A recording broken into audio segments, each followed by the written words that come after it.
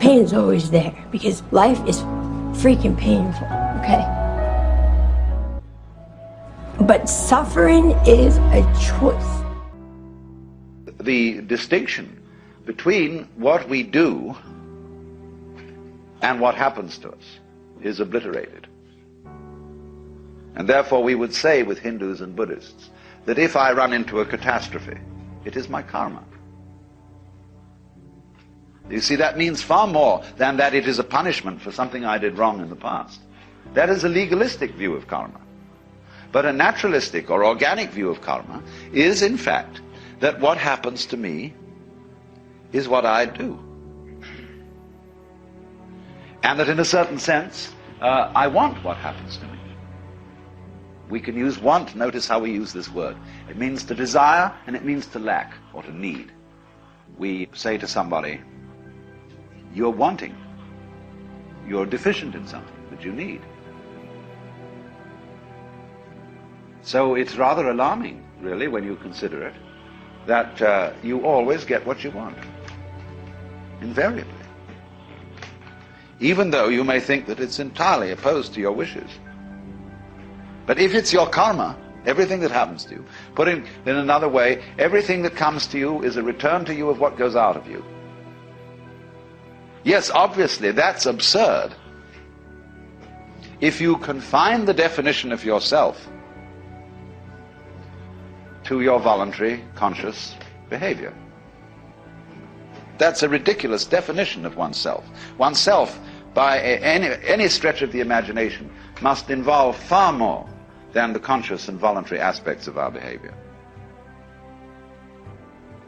And if we see that it involves intimately and inescapably the behavior of what we call the other, the not-self, the environment, and see that these two are moving together like the two sides of the snake when it swims, then you get a very curious feeling. You have to be careful of it if you've got a Western background. Because, and this is what happens to a lot of people who play around with psychedelic chemicals, there are many, many cases of inflation among these people.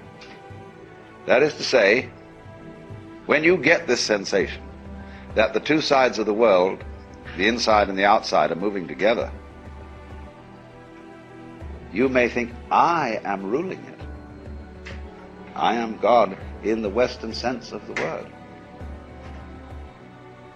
Therefore, your ego, instead of being, as it were, integrated and transcended with all this process, merely assumes vast dimensions, has megalomania, is blown up by the mystical experience. And so you get the holier-than-thou people going around, who seem to think that they're above all human conventions and have no obligations to anyone or anything, because they're divine and they can do as they damn please. What they haven't realized is that doing as you will isn't a new kind of behavior that you suddenly put on and say, from now on I'm going to go around doing as I will. You have to realize first that that's what you've always been doing.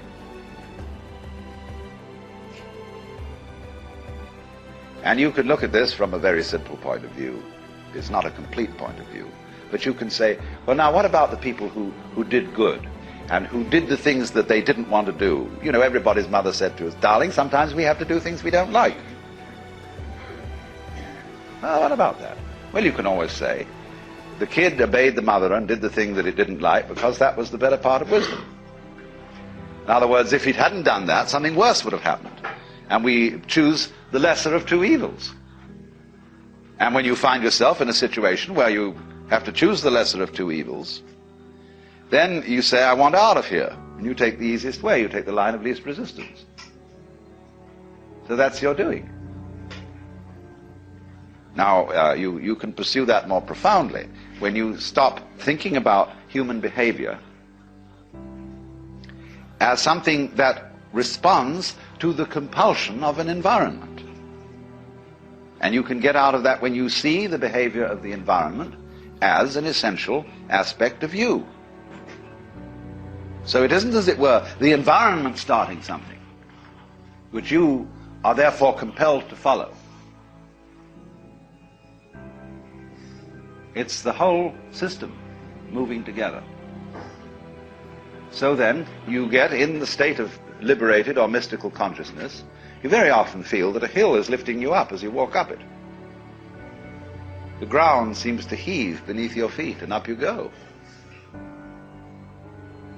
And you get this strange feeling of lightness, of effortlessness. Walking on air, never a care, you know. This wonderful sense that there are no obstructions anywhere. There's nothing, as it were, banging you and making you do that. It all flows together. And that's a very common sense. You are actually, in that state of consciousness, you are perceiving the goings-on, the Tao, the course of nature, in the way it's happening. But in the ordinary way, you've been conditioned to resist it, to fight it, and to use those sensations of resistance to create a sensory basis for what you describe as the ego. The ego, in practice, is a sense of strain. When you are aware of I, you are aware of a basic discomfort, which is located basically between the eyes. This point of view can be understood if we clarify the initial problems we have about it. And I suppose the first problem is, if we accept the notion that everything that happens to us is our own karma, our own doing, then we have to be very careful of, shall we say, the devil of omnipotence, of inflation, of